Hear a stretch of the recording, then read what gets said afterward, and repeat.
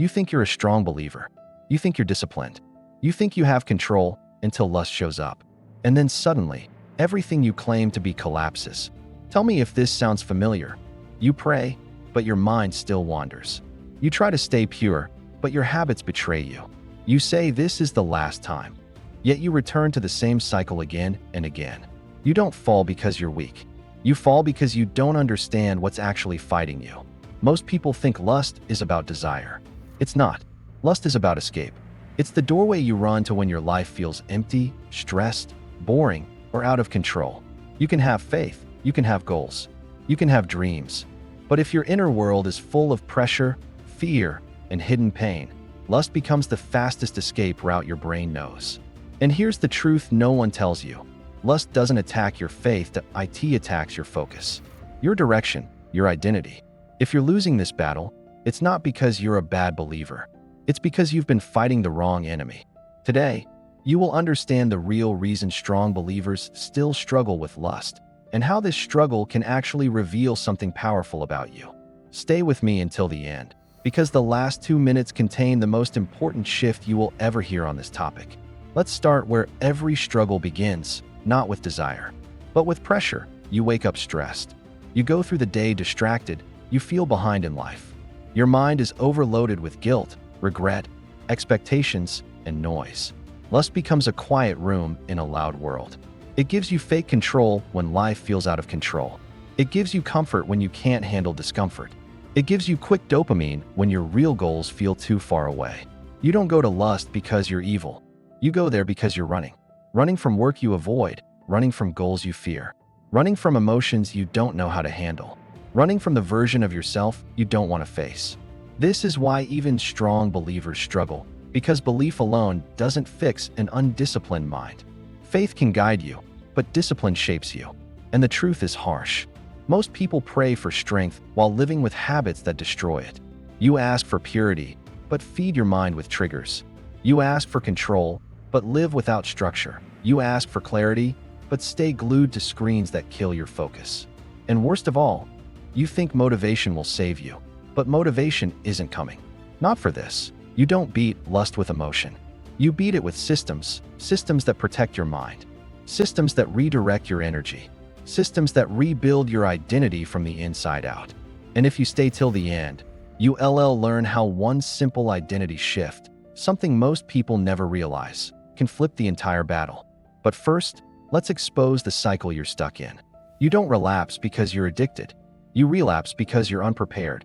Temptation is predictable. It comes when you're tired, when you're lonely, when you're stressed, when you're bored, when you're disappointed, when you're numb. You think it just happens? No. It follows a pattern, but you don't have a pattern to fight back. You depend on willpower, the weakest weapon you have. Willpower works for 10 minutes. Habits work for a lifetime. And the moment you understand your triggers, the moment you create boundaries, the moment you replace escape with responsibility, that's when the tide turns. Because here's the truth. Lust isn't a problem. It's a signal. A signal that your mind is restless, your life is misaligned, your habits are weak, your discipline is missing, your identity is confused. Lust shows you what part of your life is empty. Fix the emptiness, and the temptation loses power. But most people skip this part. They fight lust directly and lose every time. Because you don't fix a leak by attacking the water, you fix the hole. And today, we're going to fix the hole. Stay with me. Bye. Because the final moments will change how you see yourself.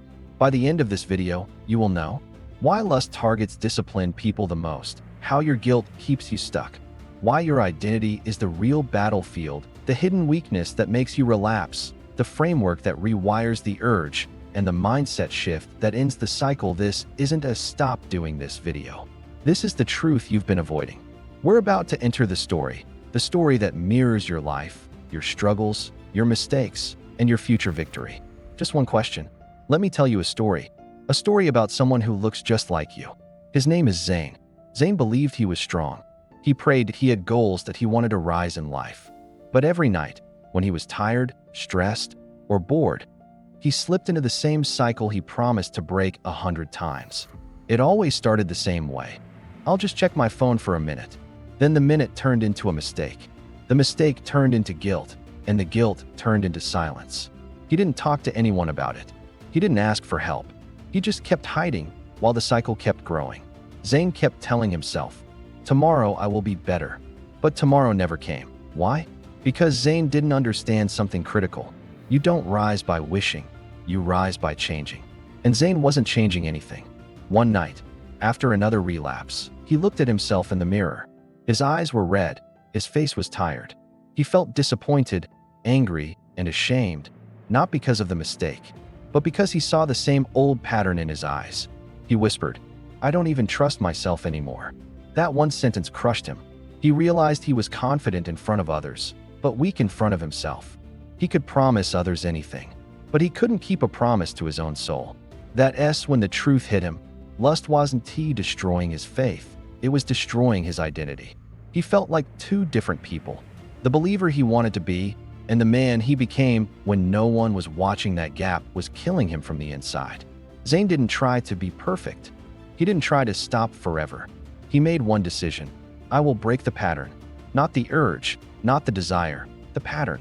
He picked 3 frameworks. Every time he felt the urge, he didn't fight it. He delayed it, just 10 minutes. What happens in that delay? The urge loses its sharpness, the brain calms down, the emotional storm passes, and the logical mind returns. Most people fall because they try to kill the urge head on. Zane learned how to outweight it. He stopped saying, "I'm trying to quit." He started saying, "I am not the type of man who breaks in front of small temptations." Because actions follow identity. When you change who you believe you are, your habits change, your energy changes, your direction changes.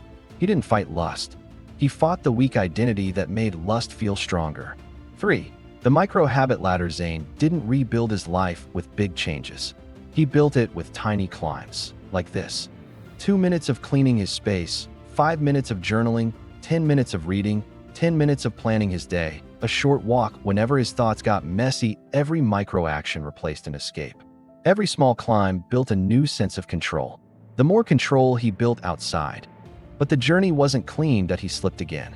Not because he was weak, but because transformation is never straight. That night hurt more than any other. Not because of the relapse, but because he knew he had the tools and still ignored them. He felt like a fraud, that he felt like nothing was working. But that night gave him something powerful. Clarity, that he realized the truth. Lust doesn't win when I slip. Lust wins when I stop trying. He wasn't failing, that he was learning himself. And in that moment, he made the decision that changes every man. He refused to quit. A week later, Zane experienced the biggest test. He was stressed, tired, alone. Just escape once. No one will know. But Zane paused. He remembered something. The urge is not me. The urge is a signal. Signal of stress. Signal of pressure. Signal of fear. So instead of running to his old habit, he did something different. He stood up, walked to the sink, delayed 10 minutes. His heart calmed. His mind cleared. And for the first time in years, he walked away from the urge. Not because he became stronger, but because he became aware. That moment rewired him. He proved he could win. He proved the cycle wasn't bigger than him. He finally saw the truth. You beat it by becoming the kind of man who does not escape from life. Now, here is your moment. Look at the parts of your life you are escaping from. Because lust isn't the enemy, escape is. So ask yourself, what hard emotion am I running from? What pressure am I avoiding? What weak identity am I still holding on to? And most importantly, what is one small action I can take today that breaks my pattern? Not tomorrow.